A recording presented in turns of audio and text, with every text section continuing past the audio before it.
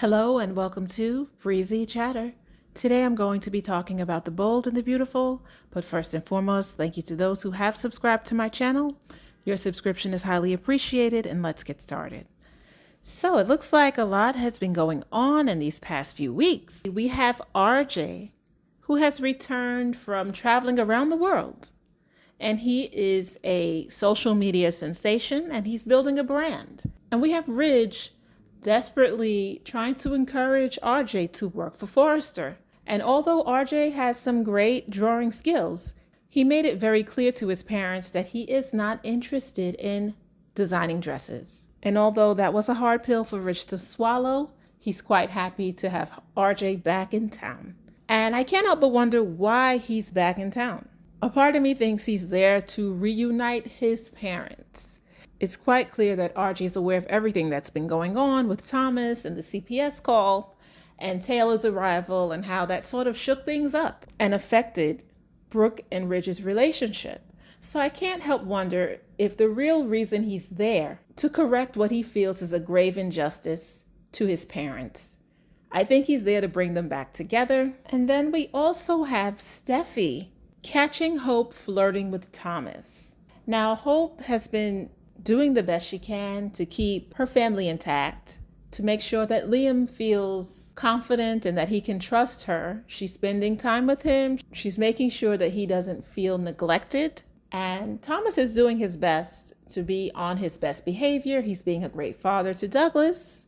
And he is creating some beautiful designs for Hope for the future. And when the pre-order numbers came in, Hope was beyond excited because the numbers were phenomenal. Thomas and Hope sort of had a moment where they were both delighted at all the hard work that they put in to create such a great line for Hope for the future.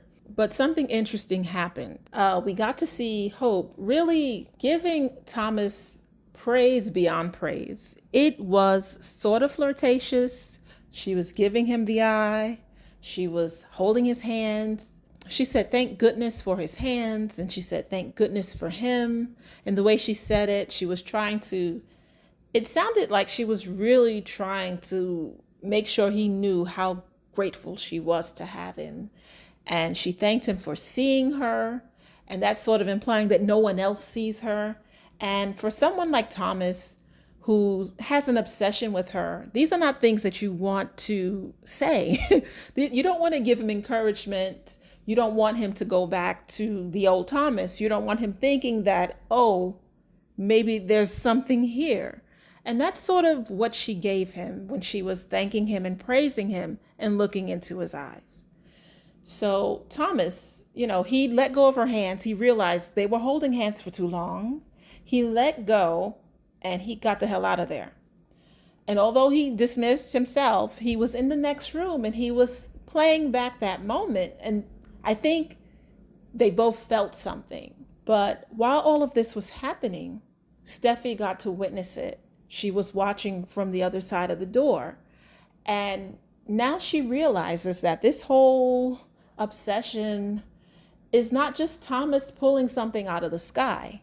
Hope is giving him a lot of encouragement. Her behavior is inappropriate, and Steffi had to call her out on it. She told Hope that she wasn't going to allow her to derail Thomas's progress, but what she said is that she didn't know that it wasn't just one-sided, because everyone has this idea that Thomas is delusional and he's just thinking that Hope wants him when she wants nothing to do with him, and that she's never given him any cues or any reason to think that he had a shot with her. But she has given him cues and she has flirted with him. And she's used his feelings for her to her advantage. Steffi finally got to see what Thomas sees, the flirtation. She asked Hope to tell her if she has feelings for Thomas. And that, of course, was the cliffhanger. I feel bad for Hope because she's really struggling with these feelings that she has. She doesn't have anyone really that she can talk to about this. She can't even talk to her mother about it. As much as I'm hoping she'll confess it and tell the truth to Steffi, I don't think she's going to, because she knows that if she does, she's probably going to lose Thomas as a designer for Hope for the future. And she's not going to tell Steffi the truth. She's having a hard time dealing with her truth herself. It's going to be interesting to find out if Hope seeks help from someone outside. Does she look for a counselor or somebody that she can confide in and learn how to deal with these feelings that she has for Thomas? Or is she going to act on these feelings? Because watching Friday's episode, it almost looked like, if the door was closed and he just kept holding onto her hands, I don't know what would have happened next. We'll see how far the writers take this. They may decide to just take the whole thing into another lane, but I'm here for it. I'm very interested to find out what's going to happen with all these love triangles. But we'll have to wait and see what happens. And that is my commentary. If you liked it, hit like, subscribe, and leave comments. Thank you for your time. Until next time, ta-ta.